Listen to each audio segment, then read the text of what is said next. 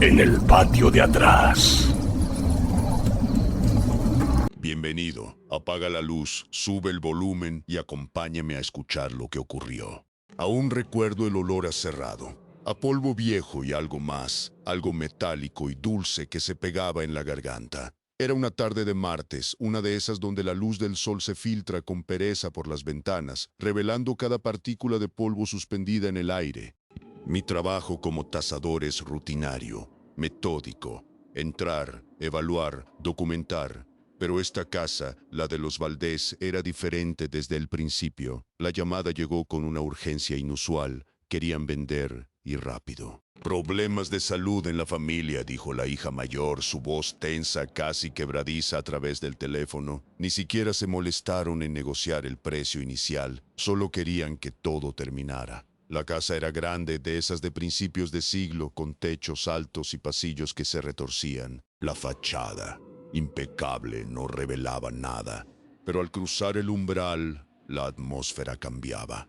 No era solo el aire viciado de una casa deshabitada, sino una especie de quietud, pesada y expectante. La familia había retirado sus pertenencias, pero los muebles grandes, los que no podían mover fácilmente, permanecían cubiertos con sábanas blancas, como fantasmas silenciosos en cada habitación. Era una práctica común, sí, pero aquí se sentía distinto.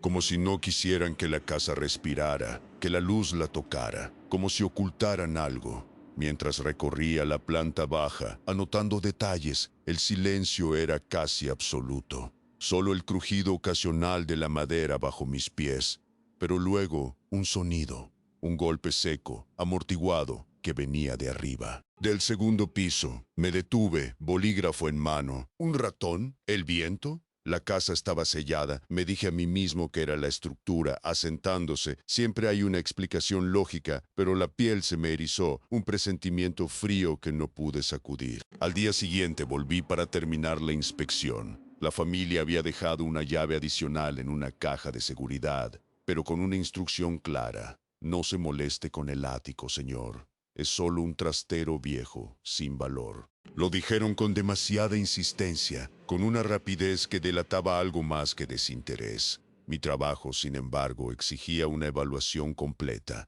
Cada rincón, cada espacio.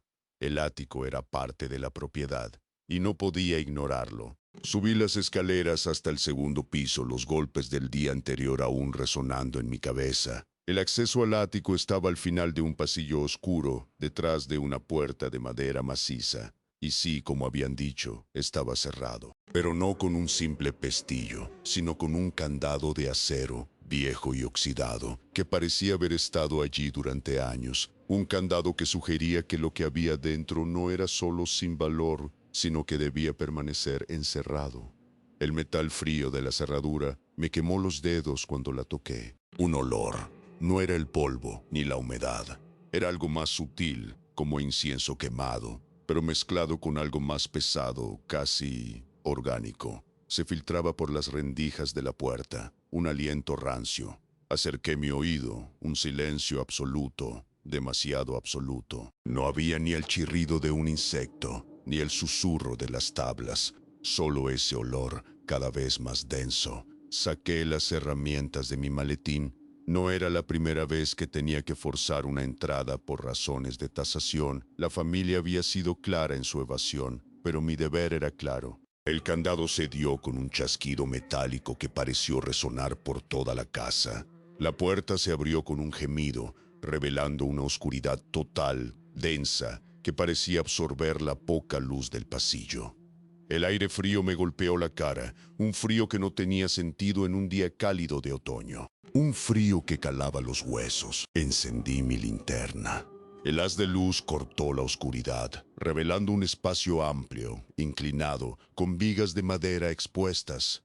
El suelo estaba cubierto por una capa gruesa de polvo, intacta, como si nadie hubiera pisado allí en décadas. Pero no era un simple trastero. Era una habitación. Un conjunto de habitaciones pequeñas, separadas por tabiques ligeros, todas ellas llenas de muebles, y cada mueble, sin excepción, estaba cubierto por sábanas blancas, idénticas a las de la planta baja. Eran como figuras fantasmales, inmóviles, esperando. El olor a incienso y a algo orgánico era mucho más fuerte aquí, casi insoportable. Me moví despacio, la suela de mis zapatos crujiendo sobre el polvo. Mis ojos escanearon cada forma cubierta, cada contorno, un armario, una cómoda, una silla, todos con la rigidez esperable de objetos inanimados.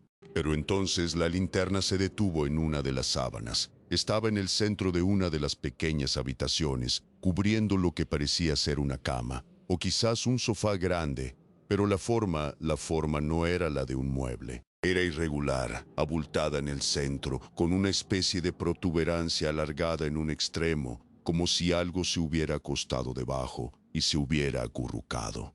No era simétrica, no era estática, era orgánica, como un cuerpo grande cubierto. El polvo sobre esa sábana en particular no estaba tan asentado como en las demás. Había una ligera perturbación, como si la tela hubiera sido movida recientemente. Mi mente, entrenada para la lógica, intentó encontrar una explicación. Un colchón viejo mal doblado, una pila de mantas. Pero la imagen que se formó en mi cabeza, la de un ser vivo bajo esa tela, era imposible de ignorar. Y el silencio alrededor de esa forma era aún más opresivo, como si el aire mismo se negara a circular allí. Me quedé allí, inmóvil, la linterna temblándole ligeramente en la mano. La forma bajo la sábana parecía crecer con cada segundo que pasaba, llenando el espacio con una presencia silenciosa. Intenté racionalizarlo. La falta de luz, el cansancio, la sugestión, pero la imagen no desaparecía. Era demasiado definida para ser una ilusión. Tomé aire, un aliento que me supo a polvo y a ese olor dulce y rancio. Di un paso, luego otro, acercándome a la sábana. Mi corazón latía con fuerza contra mis costillas, un tambor sordo en el silencio del ático. Estaba a solo unos metros. La forma era inconfundible. No era una pila de ropa, era algo con una estructura. Y entonces lo escuché. Un sonido, muy sutil, un suspiro, un aliento. Era irregular, profundo, como el de alguien durmiendo, pero no era el sonido rítmico de un sueño. Era más bien un jadeo ahogado, una respiración forzada. Venía de debajo de la sábana. Mis ojos se fijaron en el centro de la protuberancia. La tela se movió. Ligeramente, apenas perceptible, como si el aire que expulsaba el algo la levantara un milímetro. Un escalofrío helado recorrió mi espalda, desde la nuca hasta los talones. No era el frío del ático, era otra cosa, un frío que venía de dentro. Mi mente gritaba exigiendo una explicación.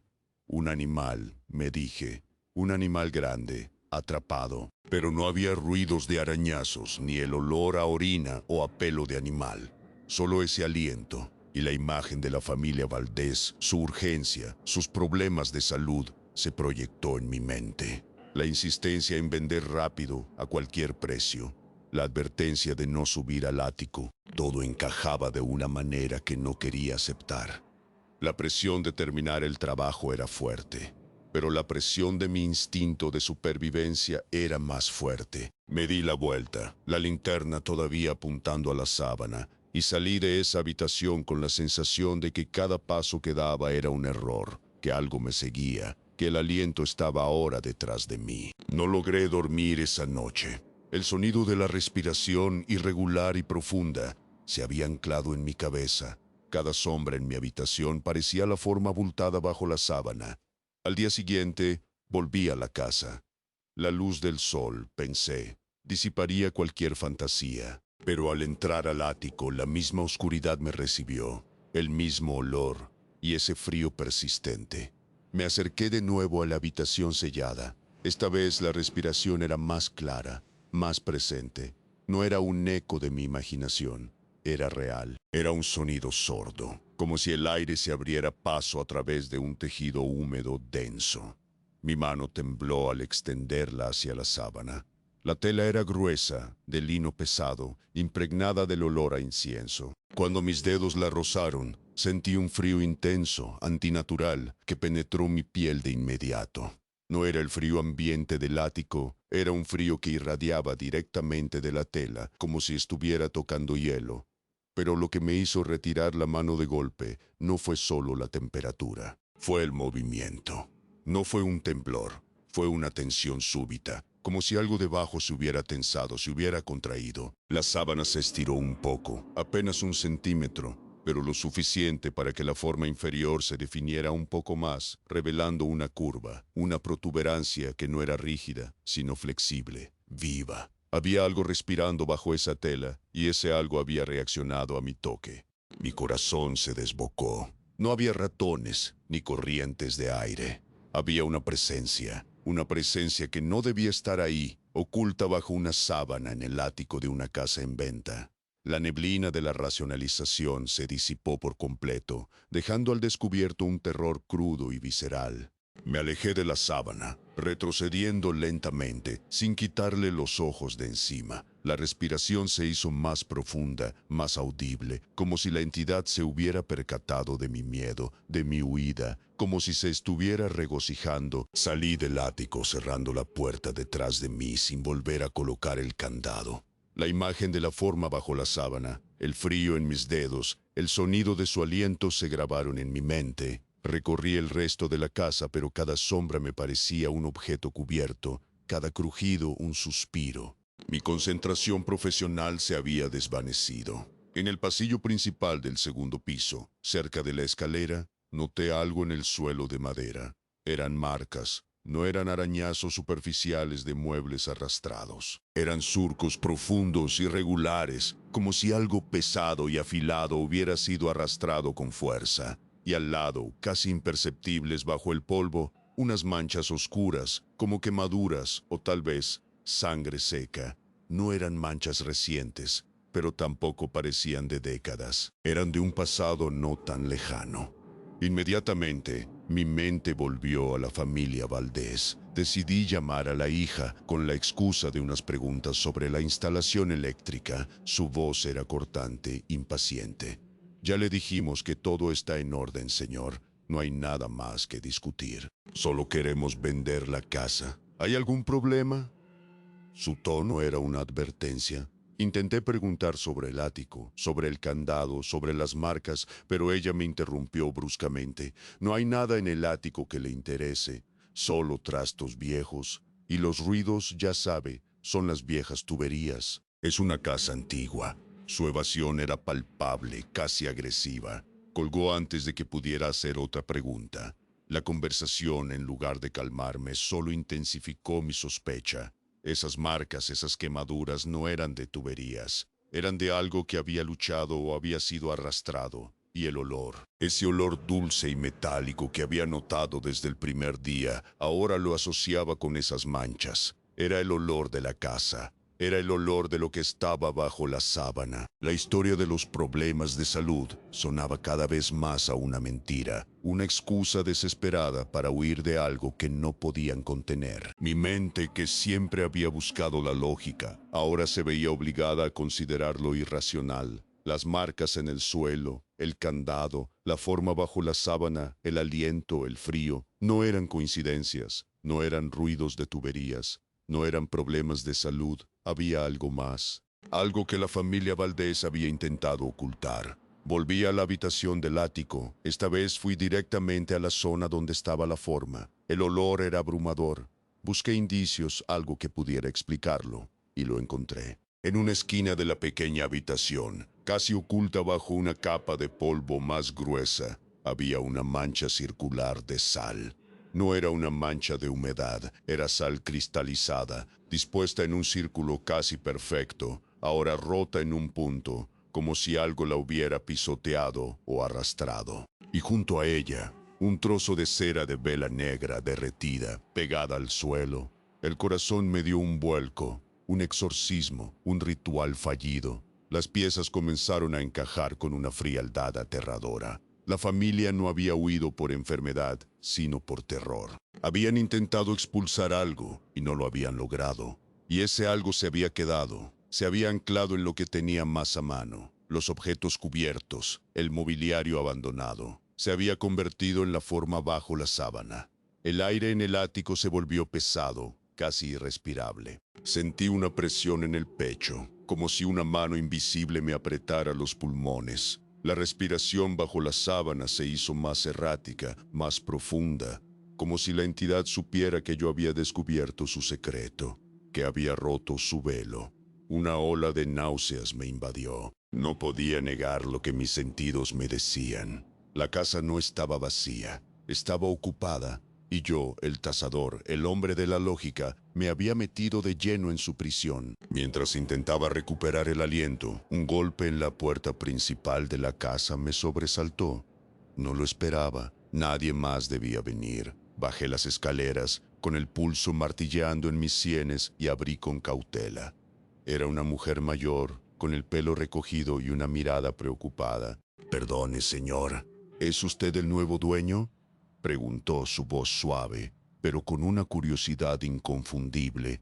«Soy el tazador», respondí, intentando mantener la compostura. «La casa está en venta», ella suspiró. «Ah, ya veo. Los Valdés se fueron tan de repente con lo que pasó». Hizo su mirada se desvió hacia el interior oscuro de la casa. «¿Lo que pasó?», pregunté, mi voz apenas un susurro. La mujer se acercó un poco más, bajando la voz.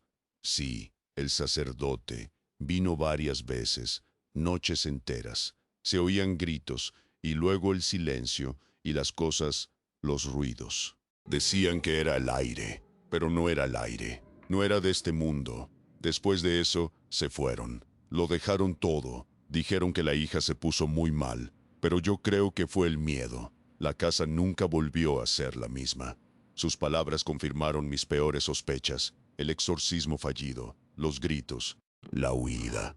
La mujer, la vecina, era un testigo inadvertido de la tragedia. Ella notó mi palidez. «¿Está usted bien, señor? Parece que ha visto un fantasma». «No, no, mentí. Solo el polvo de la casa». Pero la verdad ya estaba fuera. La presión social, la necesidad de completar mi trabajo, se mezcló con un nuevo y abrumador sentido de responsabilidad. No podía simplemente irme. No podía dejar la casa así, con esa cosa dentro, esperando. La vecina me miró una última vez, con una mezcla de lástima y advertencia en sus ojos, antes de girarse y marcharse. Me quedé en el umbral, el aire frío de la casa contrastando con el calor de la tarde. Tenía que volver al ático, tenía que ver qué era lo que el ritual había liberado. Volví al ático al anochecer, armado con una linterna más potente y una sensación de fatalismo. La casa estaba sumida en una oscuridad aún más profunda, los crujidos de la madera amplificados por el silencio. El olor a incienso rancio y a algo orgánico era ahora casi insoportable, acre, con un matiz metálico que me revolvía el estómago. La respiración de la forma bajo la sábana era más fuerte que nunca, un jadeo constante que llenaba la pequeña habitación. Me acerqué, mi corazón golpeando como un tambor. Esta vez no intenté racionalizar, no intenté negarlo, solo quería ver, quería saber. La sábana que cubría la forma no estaba como la había dejado, estaba rasgada, un desgarro irregular, como si algo hubiera intentado liberarse con violencia. Mis manos temblaron al acercar la linterna. El haz de luz se posó sobre la apertura, y lo que vi me heló la sangre. No era madera, no era un mueble, era carne, podrida, hinchada, de un color gris verdoso, con venas oscuras que se retorcían bajo la superficie. Y lo peor, no era una carne inerte, se movía, pulsaba. Una especie de tentáculo o apéndice, grueso y sinuoso, asomaba por el desgarro. Estaba cubierto de una mucosidad brillante y en su superficie, como pequeños ojos ciegos, había protuberancias duras, como espolones de hueso o uñas. El olor a putrefacción se intensificó, un hedor a muerte y a algo más, algo que no tenía nombre, un olor a enfermedad y a lo antinatural. De la herida abierta en la sábana, un líquido oscuro y espeso resumaba lentamente, goteando sobre el polvo del suelo, donde se mezclaba con las manchas antiguas. Era sangre, sangre negra, coagulada pero aún húmeda. La respiración se detuvo por un instante, y luego volvió con un siseo gutural, como si la entidad se hubiera percatado de mi horror. Sentí un nudo en la garganta, una arcada. Mis piernas flaquearon. No era solo un exorcismo fallido, era una cosa que había sido atrapada aquí. Y ahora yo estaba en su presencia. Supe que mi vida, mi percepción del mundo, nunca volvería a ser la misma. El horror no estaba en la oscuridad, sino en la revelación de lo que se ocultaba bajo la tela, respirando, esperando. Desde aquella noche no he vuelto a ser el mismo. Abandoné el trabajo de tasador. La casa se vendió, finalmente, a un precio ridículamente bajo a una corporación que no hizo preguntas, que solo quería el terreno. Los documentos de propiedad estaban impecables, sin rastro de lo que había ocurrido allí. Limpios, impolutos, como si el horror nunca hubiera existido.